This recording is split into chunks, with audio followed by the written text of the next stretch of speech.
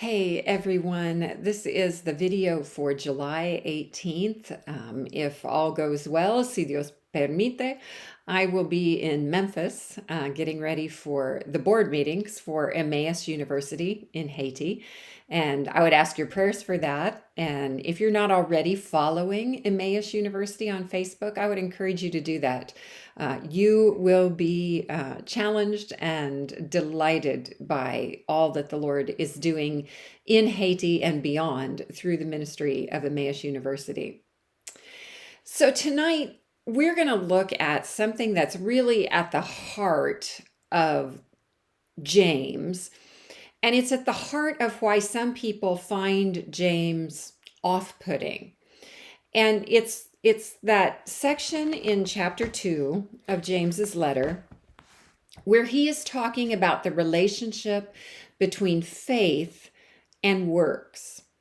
And if you read Paul first, and most of us are way more familiar with Paul than we are with James, we come to this passage in James, and it sounds like he's contradicting Paul. James is saying things like, faith without works is dead.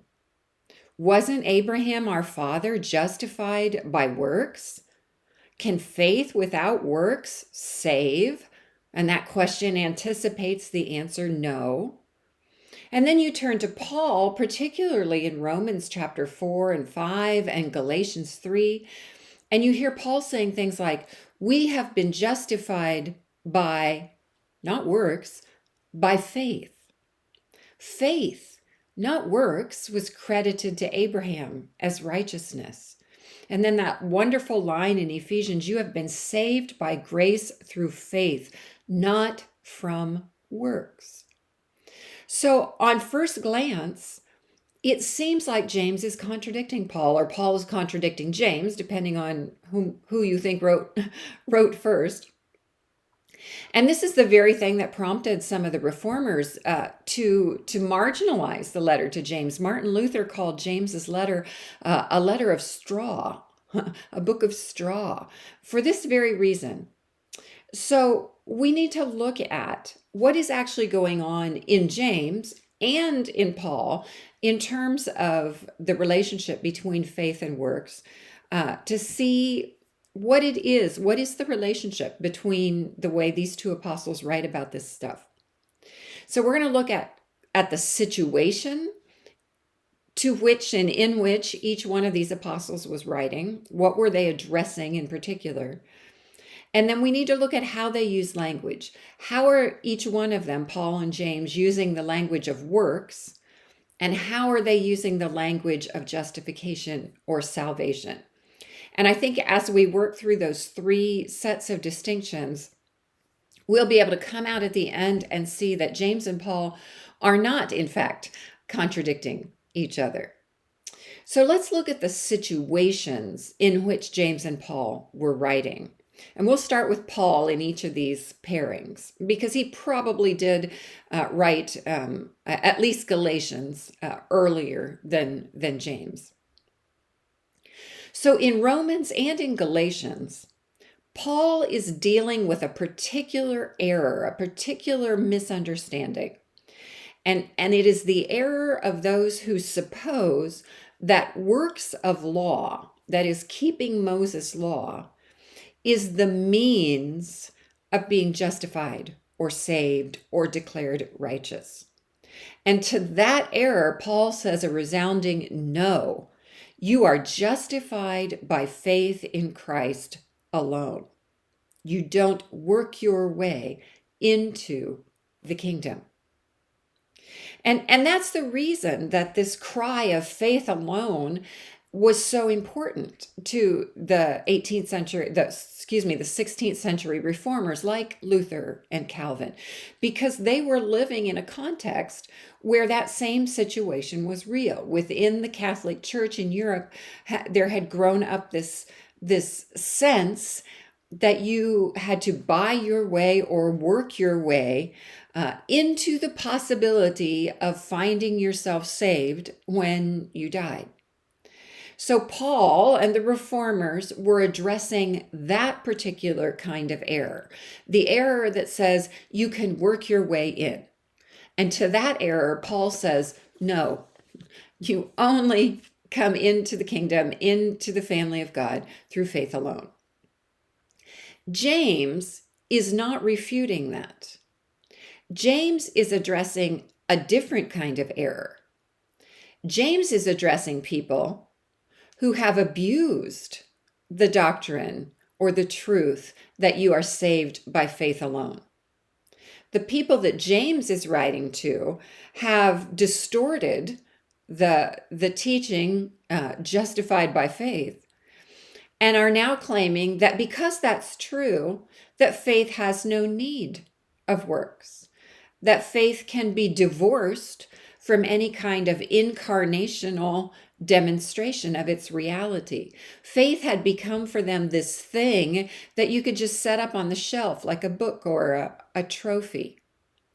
So James and Paul are addressing two very different situations. They're addressing errors on two ends of the faith and works spectrum.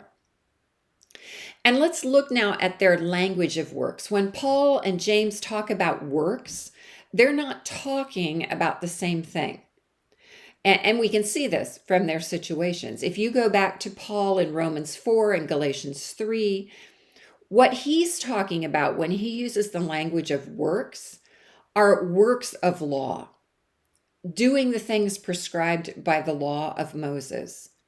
And he is talking about pre-justification works, the things that you supposedly have to do to be justified.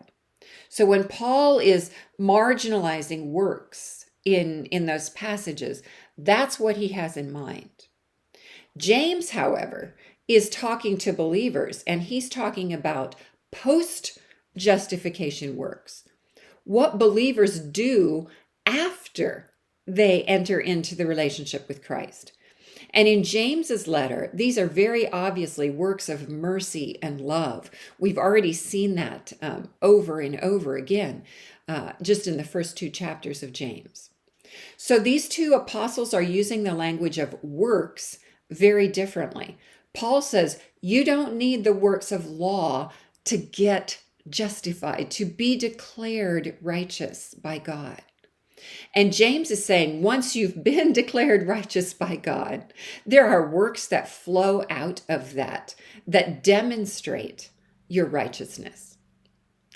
So that brings us to the third distinction between them, and that is how they use differently in these particular contexts the language of justification or being made righteous or salvation.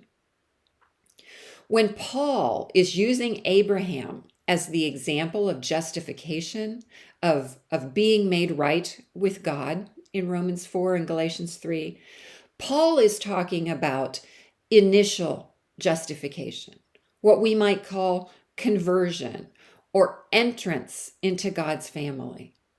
And he says Abraham entered into that relationship with God through faith, not by any works that he did. And that's why he builds up the whole argument that Abraham entered into a relationship with God before he was ever circumcised, before there ever was a law of circumcision. So in Paul, in these passages, when he uses the language of justified or made right or salvation, he's talking about the initial entry into the family of God, what we might call conversion. James, however, when he uses the language of justification here in chapter 2, is talking about final justification, what we tend more to call sanctification or being made perfect.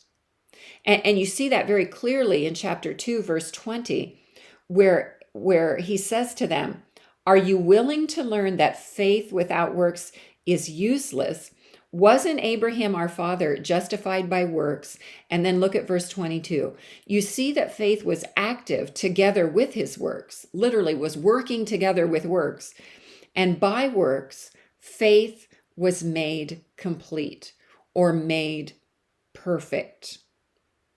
So John Wesley, I think, offers us a really nice insight into this relationship between what Paul says about faith and works and what James says about faith and works. This is his part of his commentary on James's letter. He says, works do not give life to faith. And that's exactly what Paul was arguing.